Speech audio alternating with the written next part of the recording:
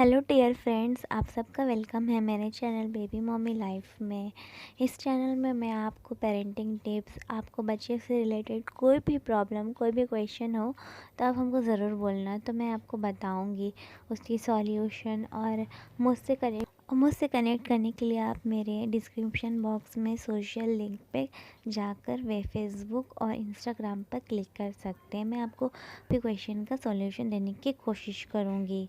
तो आज का टॉपिक है बच्चों को हिफाजत से रखना सर्दियों में, और उनको किस तरीके से हम कोल्ड एंड कॉफ़ यानी सर्दी और खांसी से बचा सकते हैं सर्दियों में, क्योंकि सर्दियों में सर्दी और खांसी बहुत ही आम सी बात है।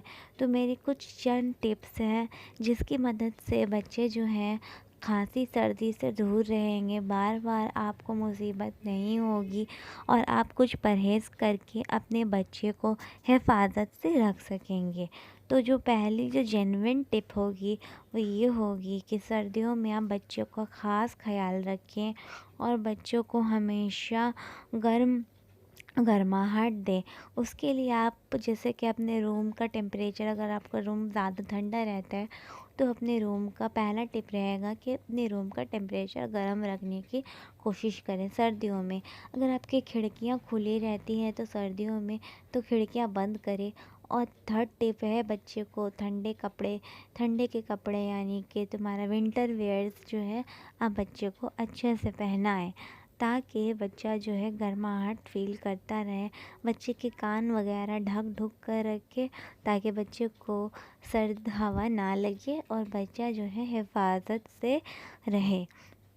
और बच्चे को हमेशा ऊपर से नीचे ढक कर रखे क्योंकि छोटे बच्चों को सर्दी ज़रूर लगती है। और फिर जो है अब बच्चों को हाँ लहसुन के तेल से मालिश किया करें। मसाज करने से बच्चे का बॉडी टेम्परेचर गर्म रहता है, तो इस तरीके से बच्चे को सर्दी लगने की कम चांसेस रहते हैं। और अगर सर्दी लग भी जाए तो लहसुन के तेल से वो ठीक होने का ये रहता है, ठीक होने का चांसेस रहता है। आप लहसुन के तेल की जगह आप ऑलिव ऑयल भी यूज़ कर सकते हैं। तो आप ऑलिव ऑयल या कोई भी ऑयल से बच्चे का ज़रूर मसाज कर दिया करें दिन भर में 2 बार सर्दियों के टाइम में, तो इससे बच्चे की हिफाजत हुई हुई रहेगी। बच्चे का नैपी ज़रूर चेंज करें। अगर बच्चा जो है हमेशा डायपर पहना रहता है तो ज़्यादा देर तक बच्चा गीला ना रहे, आपको बच्चे के नैपी को चेंज करते रहने पड़ेगा। इससे बच्चा जो है वो हेल्दी रहेगा।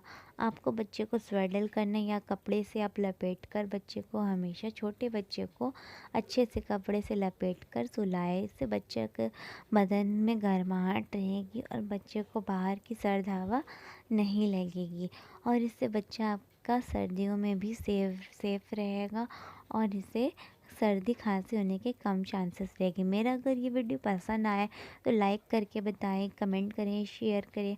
और अगर कुछ भी क्वेश्चन है तो फर्दर फिर हमसे पूछें तो मैं और वीडियोस ज़रूर बनाऊंगी। और मेरे सोशल लिंक्स पे ज़रूर क्लिक करें मुझसे कनेक्ट करने के लिए, और सब्सक्राइब प्लीज़ कर ले। कोई भी क्वेश्चन रहा ज़रूर मैं रिप्लाई करूँगी, आप प्लीज़ मुझे कमेंट करें। Thank you.